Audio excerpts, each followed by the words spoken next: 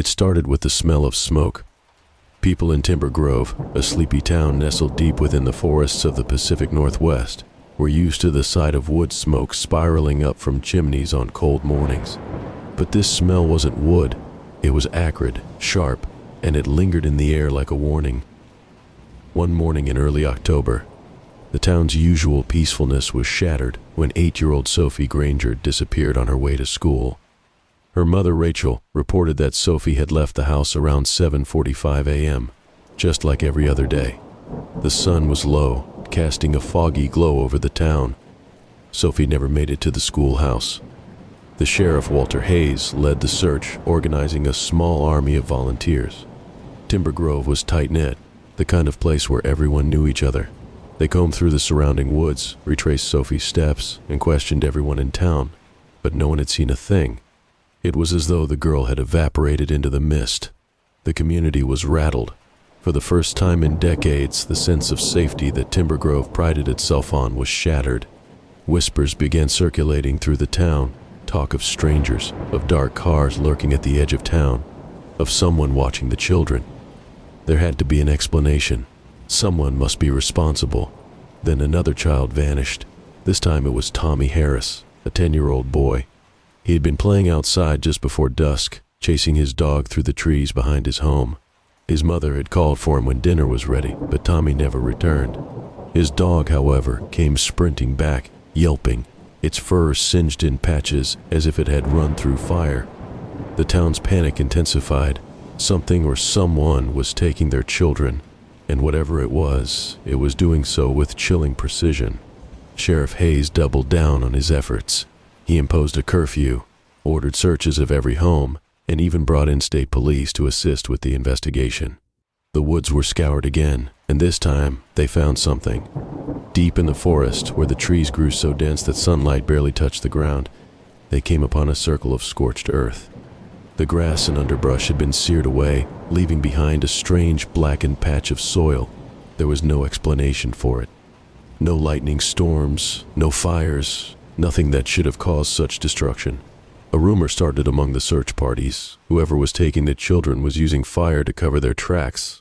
Maybe some deranged drifter was out there, hiding in the woods, taking kids and burning their bodies to destroy the evidence.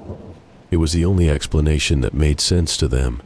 Rachel Granger, still grieving the loss of Sophie, grew more paranoid by the day. She began seeing shadows outside her window at night, strange flickers of light in the trees. Her husband, Mark, dismissed it as stress. But Rachel couldn't shake the feeling that something was watching her, waiting.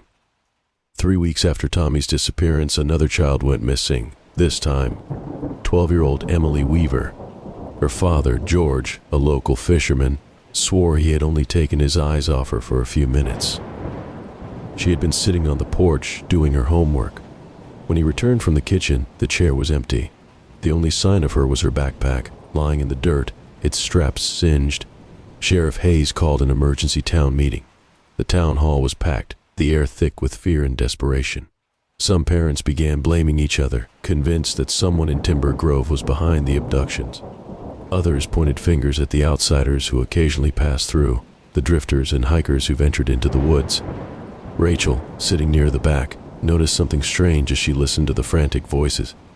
She had seen the singed grass, the burnt fur on Tommy's dog, and now Emily's scorched backpack. This wasn't fire, she realized. It was something else, something much worse. As the meeting raged on, a storm rolled in, dark clouds gathering above the town, blotting out the moon. The first crack of thunder silenced the room, and moments later the power went out. The hall was plunged into darkness, save for the occasional flicker of lightning that illuminated the windows. In the chaos, Rachel slipped outside. She needed to clear her head, to think. The storm was fierce, rain slashing down, wind howling through the trees. She found herself walking toward the forest without realizing it, drawn by some instinct. Maybe it was grief, or maybe it was something deeper, something pulling her toward the truth. As she approached the tree line, a bright light pierced the darkness ahead. It wasn't lightning, it was steady, unnatural, hovering just above the ground. Rachel froze, her heart pounding in her chest. The light grew brighter, and she saw them. Figures.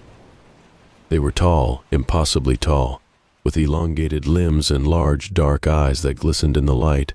Their skin was pale and smooth, almost translucent, and they moved with an eerie fluidity, as though gravity didn't quite affect them the way it did her. Rachel wanted to scream, but no sound came. She watched in horror as one of the creatures bent down, lifting something from the ground. A child, Emily Weaver, limp and unconscious, being cradled in the creature's arms. The light intensified, and Rachel was blinded. When she could see again, they were gone, vanished into the night, leaving only the scorched earth behind. Rachel ran back to town, soaking wet and shaking, but no one believed her. The sheriff dismissed her story as hysteria, the ravings of a mother broken by grief. Even Mark, her husband, tried to comfort her, telling her it was all in her head. But Rachel knew the truth. Whatever was taking the children wasn't human. It wasn't some drifter or lunatic hiding in the woods. It was something else, something from beyond the stars. She wasn't the only one who suspected the truth, though.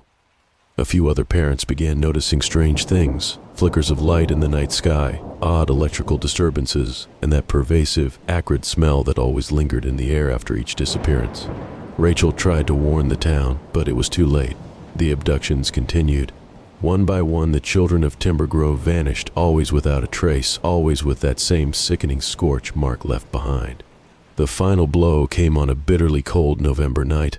Rachel and Mark were fast asleep when they were awoken by a loud hum, an unnatural vibrating noise that seemed to come from everywhere at once. They rushed to Sophie's room, but it was empty. Rachel screamed, falling to her knees as the realization hit her. Sophie was gone, taken like the others. Mark stood in the doorway, frozen in place. His eyes, wide with disbelief, were fixed on the window. Rachel followed his gaze and saw it. Outside, hovering just above the trees, was a massive, silent ship. Its surface shimmered with an otherworldly glow, lights pulsing in strange rhythmic patterns. For a moment, Rachel thought she could see the silhouettes of the children, dozens of them, standing inside the ship, looking down at the town below. And then, in an instant, the ship vanished into the night sky, leaving nothing behind but a faint smell of smoke and the cold, empty silence. By spring, Timber Grove was a ghost town. The few remaining families packed up and left, unwilling to risk the same fate for their children. The state police closed the investigation, ruling it a series of tragic kidnappings with no leads. No bodies were ever found. No suspects ever charged. Rachel remained, though. She couldn't leave. She spent her days wandering the empty streets, staring up at the sky, waiting for the lights to return, waiting for Sophie. And every night, without fail, she saw them, the flickers in the sky, the strange shapes moving just beyond the clouds. Rachel knew they would come back. They always did. Thank you for joining me this evening. Before you go, make sure you subscribe and leave a like. If you have an idea for a short, scary story, leave it in the comments below. See you at the next campfire.